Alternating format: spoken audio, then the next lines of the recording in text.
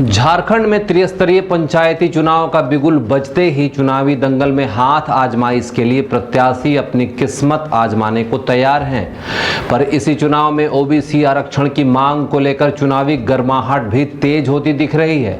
पंचायती चुनाव में पिछड़े वर्ग को आरक्षण नहीं दिए जाने पर क्षेत्रीय विधायक को खुली चुनौती तो पहले ही दी जा चुकी है, पर अब की ओबीसी मोर्चा पलामू के द्वारा सरकार के विरोध स्वरूप मशाल जुलूस निकालकर सरकार के सिस्टम के प्रति अपनी नाराजगी भी जता दी गई।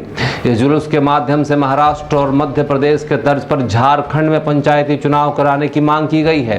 मोर्चा से जुड़े वक्ताओं ने तल्ख लहजे में कहा कि अगर झारखंड को हेमंत सरकार ओबीसी को आरक्षण दिए बिना चुनाव कराती है तो वह ओबीसी विरोधी सरकार मानी जाएगी, जिसका खामियाजा अगले विधानसभा चुनाव में उन्हें भुगतना पड़ेगा।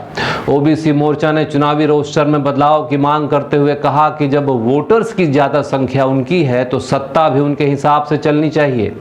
बहरहाल पंचायती चुनाव की तारीख पर सरकार की मुहर जल्द ही लगने वाली है। अब ऐसे में ओबीसी मोर्चा की धौंस का हेमंत सरकार की सेहत पर कितना प्रभाव पड़ेगा देखना दिलचस्प होगा। जो पंचायती चुनाव में ओबीसी का आरक्षण खत्म कर दिया गया है, उसका मध्य प्रदेश और महाराष्ट्र के तट पर ओबीसी का आरक्षण देने का काम करे और हेमंत सरकार ओबीसी का आरक्षण नहीं देती है तो हम लोग समझेंगे कि हेमंत सरकार ओबीसी विरोधी सरकार है, उसका हम लोग जोरदार विरोध करेंगे।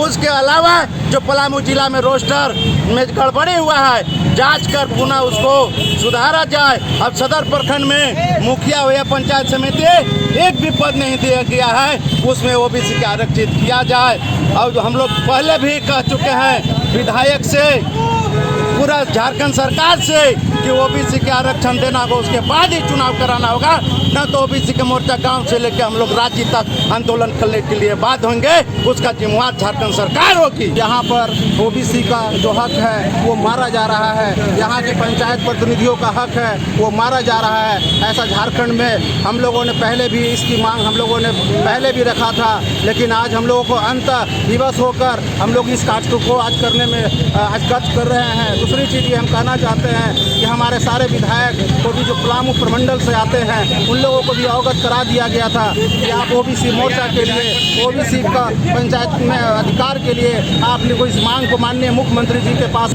ये झारखंड सरकार, हेमंत सरकार की दादागिरी है। वो ओबीसी मोर्चा को बहुत ही कमज़ोर समझ रही है, जो कि ओबीसी मोर्चा में इतनी ताकत है कि अगर हम किसी को कुर्सी दे सकते हैं तो किसी को कुर्सी पे उतार सकते हैं। जिस तरह महिलाओं को भी आरक्षण दिया जाता है, जब भी कोई चुनाव होता है तो महिलाओं को आगे बढ़ाने के लिए आरक्षण के तहत उसे रिजर्व किया जाता है, उसी तरह ओबीसी की जनसंख्या सबसे ज़्यादा है। इसे देखते हुए झारखंड सरकार जल्द से जल्द ये फैसला करे कि हमारी सीट को रिजर्व करे, अन्यथा यह आंदोलन और ही मजबूत होगी और बहुत बड़ी होगी।